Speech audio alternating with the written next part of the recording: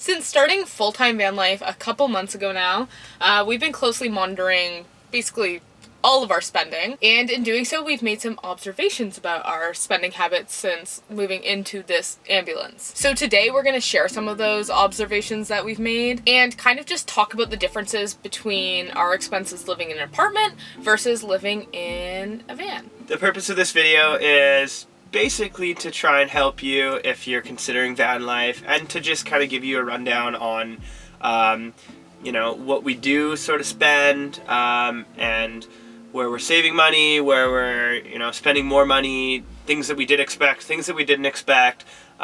So that's basically the purpose of this video. So let's get started. So the very first thing that we're going to talk about is rent.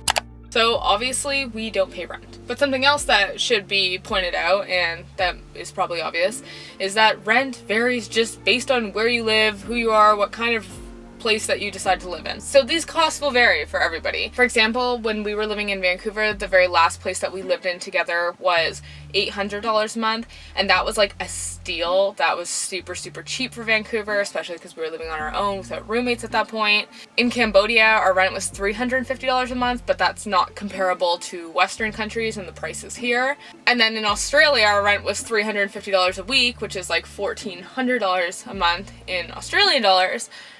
So it's just different everywhere. Of course, with van life, our rent is $0 a month, so we don't traditionally pay rent to a landlord, as you know. That being said, there are obviously different expenses that replace rent. The first obviously being gas. So we spend about $90 every 5 days right now, which is quite a bit. We're currently doing quite a bit of traveling, quite a bit of driving every day. And we also drive a gas guzzler. We have a V8, so it takes a lot of gas and it burns through a lot of gas quite quickly.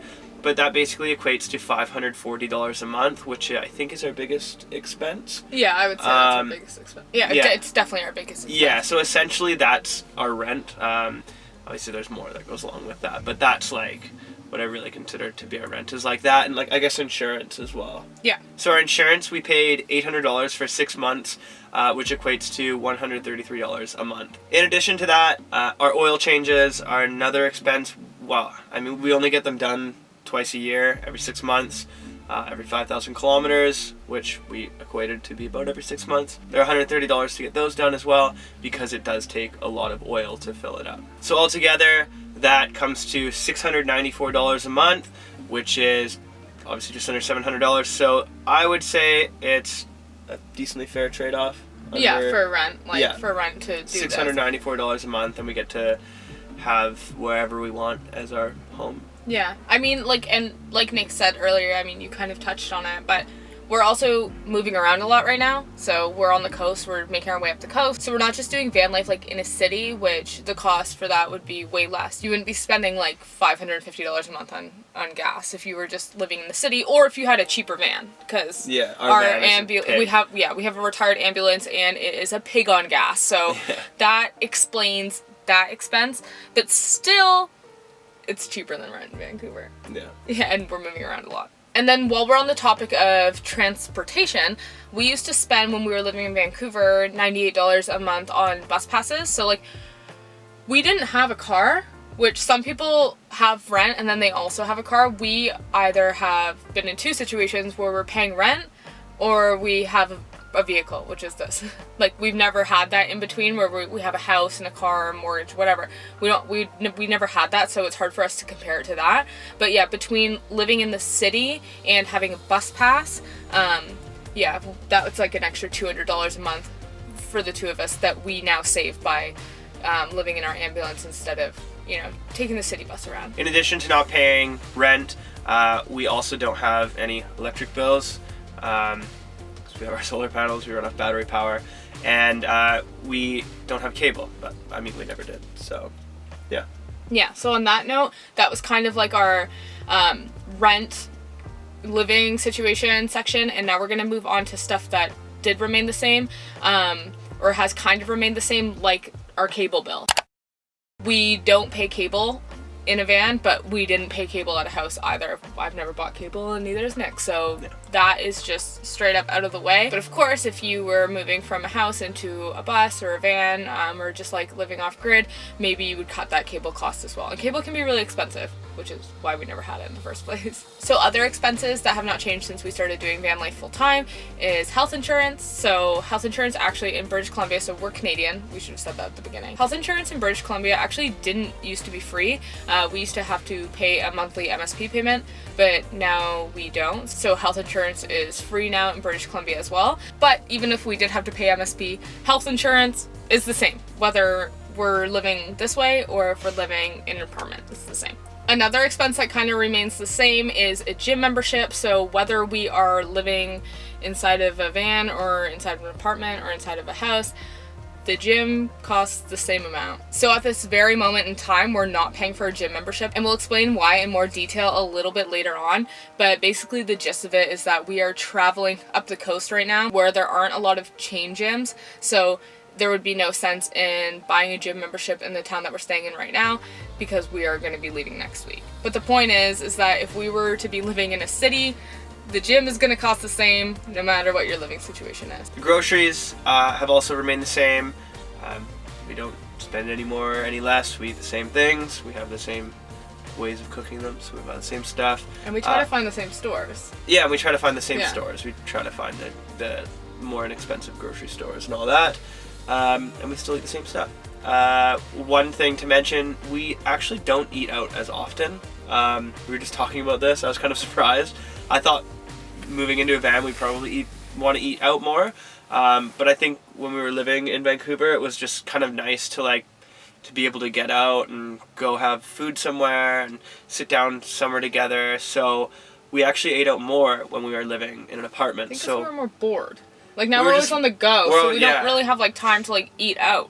Yeah, we'll just try and make something in here quick, and we're also not we're not necessarily near restaurants. We're might be at a beach or something, and we've been on a long hike, and we get back in here and say, okay, well, instead of driving 20 minutes back into the city to go get something, we have all our food here, let's just cook something quick. It's so nice having your kitchen with you, I must say. It's just so nice. Yeah. Something that's also interesting is that this is a total side note, but when we started driving around, we were so used to being in that mindset where it's you go on a road trip, so you need a lot of snacks.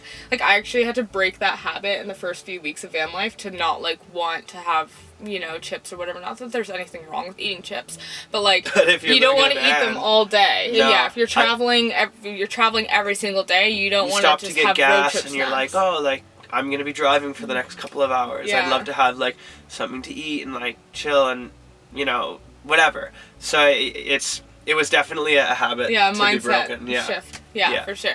Our laundry is approximately $7.50 per week, give and take a little bit here or there depending on where you get it done. Which actually remains the same for us because we've never lived in a place where we've had our own washer dryer or one, when we rent, they're just readily available for us. So we've always had to fill up laundry carts. Yeah. So it really remains the same. I mean, if anything, I'd think that we would save because we have to be a little bit more conscious. When we're stopping, we have to find a laundromat and think about what we're going to wash. Whereas when you have the laundry in your building, you can just kind of I'm just going to go tap this and just throw it in really quick. Yeah. I think we do kind of save because you have to be a little bit more conscious about it. Yeah, for sure. On the road. Yeah, because, at our old place, to fill up the laundry card, you just do it with your credit card. You just put it in, you tap your credit card, and then whatever. So, yeah, we do laundry once a week, and it's about $7. We say it's about the same. Yeah, $7.50 a week, so... Yeah, it's about the same. Give or take $1 or $2, whatever, here and there. But yeah, about the same. So that's about it for the things that have stayed the same, and now we're going to be talking about things that have increased. And there's actually only one thing on our list. The main bills that have increased are our phone bills. Yeah, and they've really increased. So for the two of us, we spend $300 a month. That's $150 each. We both have 50 gigabytes of data, of full speed data, and then after that it goes to a reduced speed, and it's terrible. And this is actually the most amount of data that we could get. We would probably even pay for more if we could. Yeah. We asked if we could. We asked. Yeah. So yeah, $300 a month for 50 gigs each, so 100 gigs between the two of us. This is a lot more than we used to pay. So we used to only pay $50 each for our phone plans, and we had way less data, but of course we'd come home to a home with Wi-Fi in it. Work had Wi-Fi, so you never really needed that much. Yeah, we don't have Wi-Fi in here, and we don't have a Wi-Fi hub or anything. I haven't heard the best reviews for the ones that in Canada, but if you are Canadian and you're watching this, you have any recommendations for us, please let us know. If you know of anything good, that would be so helpful. And eventually, if we do find something, I will update it in the description box below what we discovered. But again, we're new to this, so this is 50 gigs each, $300 a month. We used to pay $50 a month each, and even when you add in the cost of our Wi-Fi, it was only $80 a month. So between the two of us, for both of our phones and all of our Wi-Fi, it was like $180 a month, which is obviously cheaper than $300. So that has been a cost increase, but nothing else. That's the only thing on that part of the list. So now we'll talk about the things that we didn't used to have to pay for, but now we do. Number one is propane. So we obviously had no use for propane when we were living in an apartment. So now we do. We use it for cooking, and we have a little heater that we use occasionally as well if it gets really cold. It basically equates to about one small green bottle of propane every 2 weeks. Those propane bottles are like $9 a piece, I think, after tax. So it comes out to like $18 every month.